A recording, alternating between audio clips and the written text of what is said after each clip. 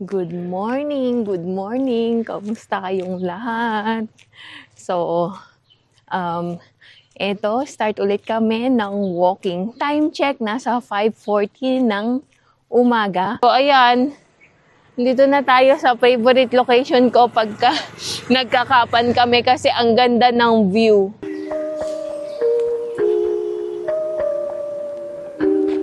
Okay.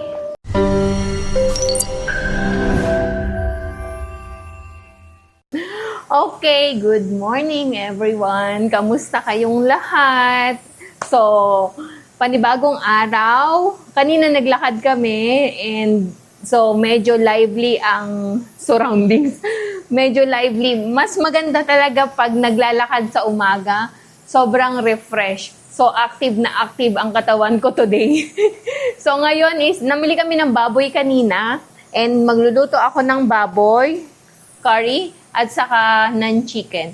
Chicken is para sa amin ni Champ, baboy yung kay Santos. Tapos pakita ko din sa inyo, magluluto ako ng gagawa ako ng achar, potato achar. So pakita ko sa inyo kung paano gawin yun. Masarap siya actually. And then ngayon, andito ang aking tong kitchen yung ginawa naming workstation. Tingnan nyo, oh. Busy. So, nag-e-edit siya. Nag-e-edit siya habang ako naman is nagluluto. O, diba? Teamwork. Ayun, so, magluto muna tayo. Maaga pa naman, pero mas maganda yung try ko magluto na maaga para matapos ako ng maaga. Maraming trabaho. Maglalaba pa ako after nito.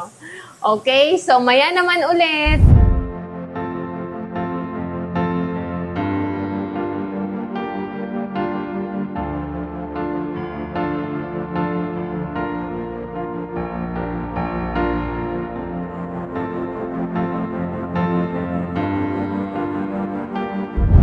Okay, so nakaluto na ako ng baboy, tapos magluluto na ako ng salad. Nag-change menu ako. I-fried ko na lang pala yung chicken para kay Champ kasi mas gusto niya ang fried chicken kesa sa chicken curry. Tapos ngayon, ito may cucumber ako, patatas at saka carrots. Gagawin kong achar or salad. Tapos lagyan ko nito, namili ako nitong ganito, oh. Green beans. So lagyan ko ng ganyan. Ganito ang green beans na ito. We can eat this one fresh, no? Yeah. Oh. Ganito siya. Tingnan nyo, oh. Ayan. Malambot naman siya. So, ilalagay ko siya sa salad ng fresh. I-prepare ko lang to, tapos pakita ko sa inyo ano ang magiging kalabasan. Favorite ko to actually, tong salad na to. Okay?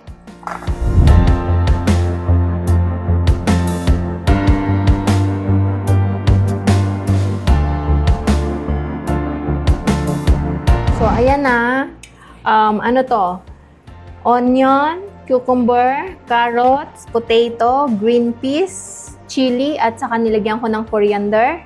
And then, lagyan ko lagyan ko ng brown salt. Brown salt ang gamitin ko. Pwede rin naman normal salt. At saka etong lemon. Ito, lemon juice. Ayan, lemon juice. Chup ang tawag dyan. Lagyan ko siya ng konti. At tapos, lagyan ko din siya ng lemon. Para medyo maasim.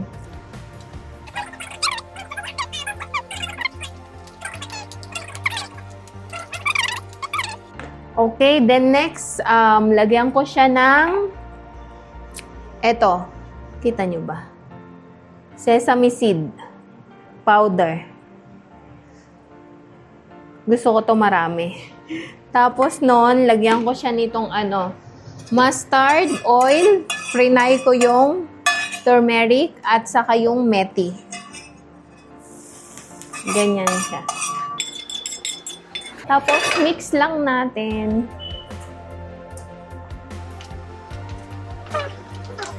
Methi is fenugreek. Ayan. Parang kulang yung naparami yata ako ng... Gusto ko kasi ito maraming sesame seed. Ayan, ganyan lang siya. Salad na siya. Tikman natin. Sandali lang. Ayan, naihatid ko na yung pagkain ni Champ and then kakain na kami. So, ito ang salad, chicken, at saka dal. Sa kanya ay baboy. Kita niyo ba?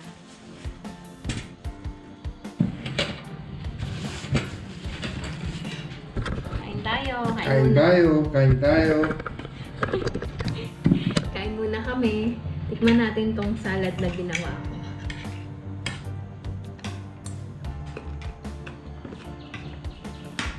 Nice.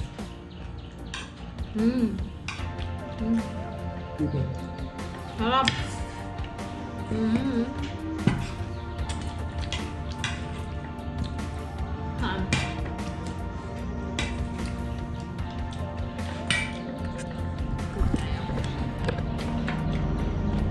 Sarap, sarap.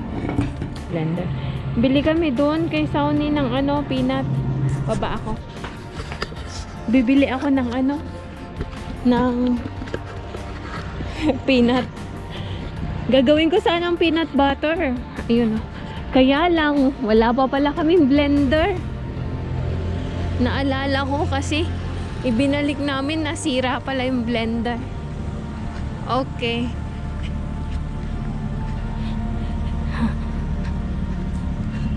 Tinawag ni Santosh mula dun sa bahay.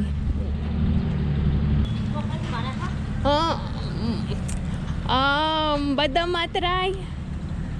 Exe. Say. Ayan oh. Masarap tong gawing peanut butter. Makay na Makay. Kesari. Makay. Sweet corn. Ano? Makay. Ay ko. Pasari. Pat. Pat? Pat. Lah, baya. Danya bad. Ba. Ayan.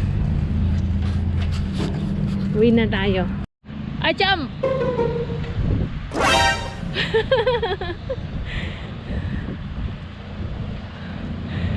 Ayan, pauwi kagaga ako.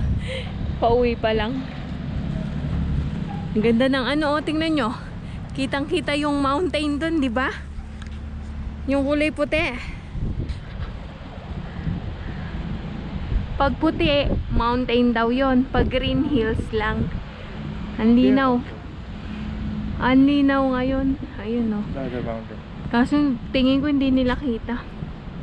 Because it's not really clear. Not unlike this one. It's so clear. 5 hours later.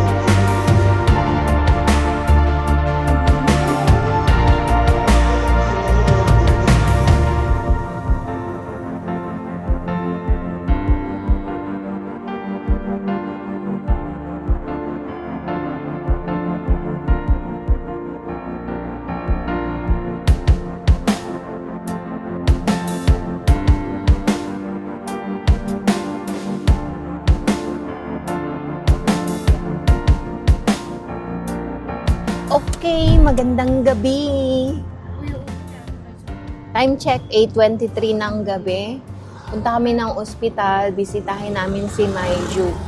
Si Maiju is 99 years old na ata. Grams ang bataw. 2081. So you calculate. Magka-calculate muna ako saglit. Yung Bikram Sambat kasi yun yung Nepali calendar, BS.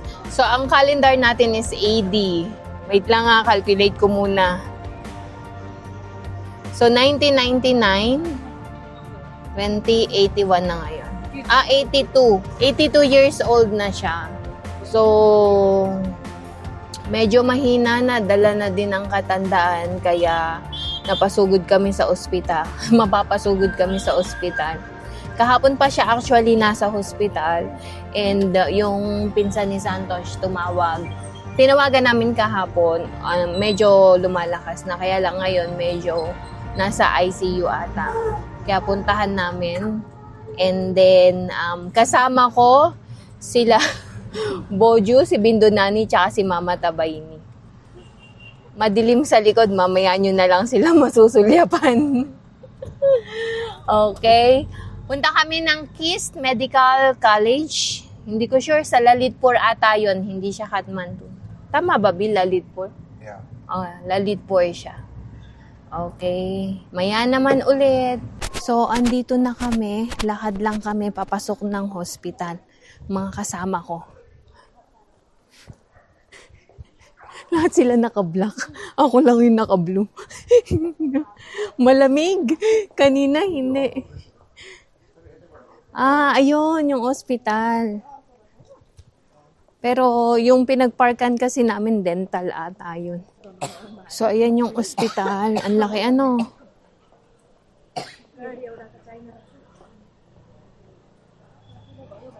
Saan ba yung entrance nito?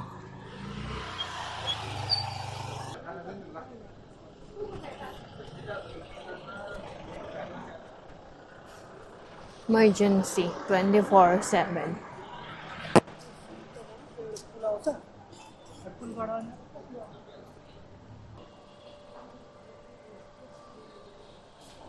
Pasok tayo sa loob. Ang laki ng ospital na to.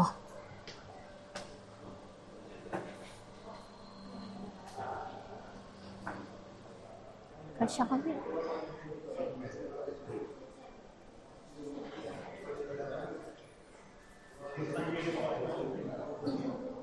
Sa 5th floor daw kasi nasa ICU. Here, elevator. Mag-lift tayo.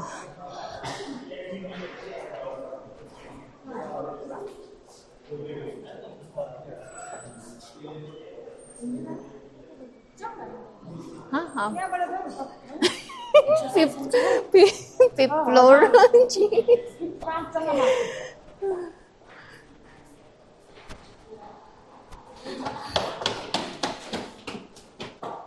Ay, hindi kami nag-elevator. 3rd floor. 2 floor. 2 floor pa. Ay, finally, nandito na kami sa 5th floor. Okay, so bali nandito kami sa waiting area. Pumasok na yung dalawa. So, si Mama Tabahini at saka yung isang pinsan nila. Pumasok na dun sa ICU para bisitahin. So, kahapon, nasa ward sila. Ngayong 6 o'clock ng gabi, tumawag yung pinsan niya na na-ICU. Kaya ayan, hintay pa rin kami dito. Hinintay lang namin sila, nag-toilet sila. So, habang nag-iintay, nandito kami sa may lobby. So, pagpasok natin kanina, nakita nyo na to.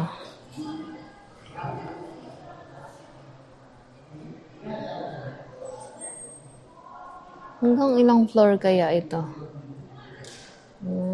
Sa taas. So, ayan, nandito na kami sa bahay. Nandito pa ako sa labas kasi may iniintay pa kaming delivery. Time check, siguro nasa 10, past 10 na ng gabi. And may delivery pa kaming parating. Alam nyo ba kung ano yon? Mamaya pakita ko sa inyo. Okay? So, hintay-hintay lang tayo. Tumawag na, on the way na daw sila. Madilim. Ayan na yung delivery. Time check, 10:30 siguro ng gabi. Ayan na. Madilim. Maya naman ulit. Ayan na.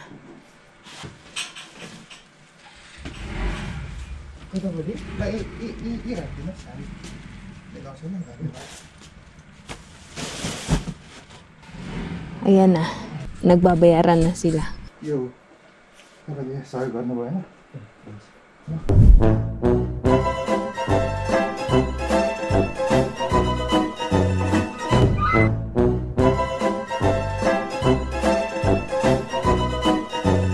So, ayun yung in-order namin, mattress. Kasi, pareho kaming sumasakit ang likuran.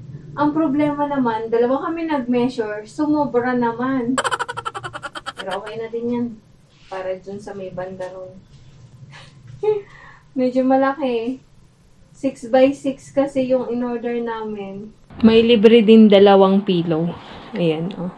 Kala ko medical pillow. Ay, alam niyo yung pillow na yung, anong tawag doon?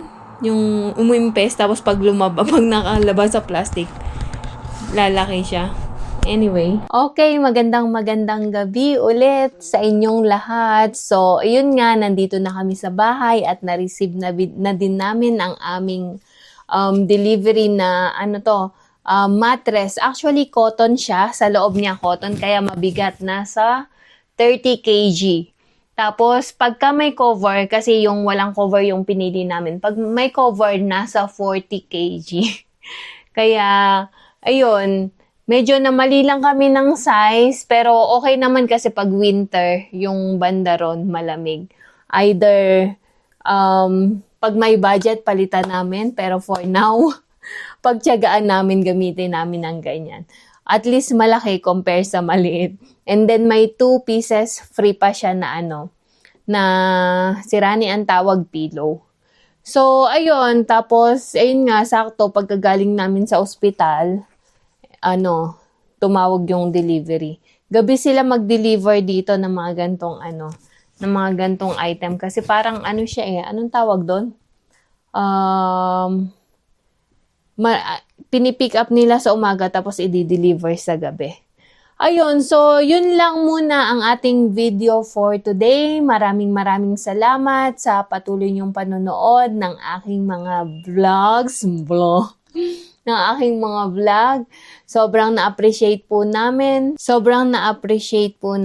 Ang bawat comment nyo, likes, and share sa aming mga video. So, muli, maraming salamat. And sa mga hindi pa po nagsusubscribe, baka naman pwede pong pakiclick ang subscribe button below at yung notifications bell na din para updated kayo sa aming mga videos palagi. So, maraming salamat. God bless everyone. Good night. See you tomorrow. Bye.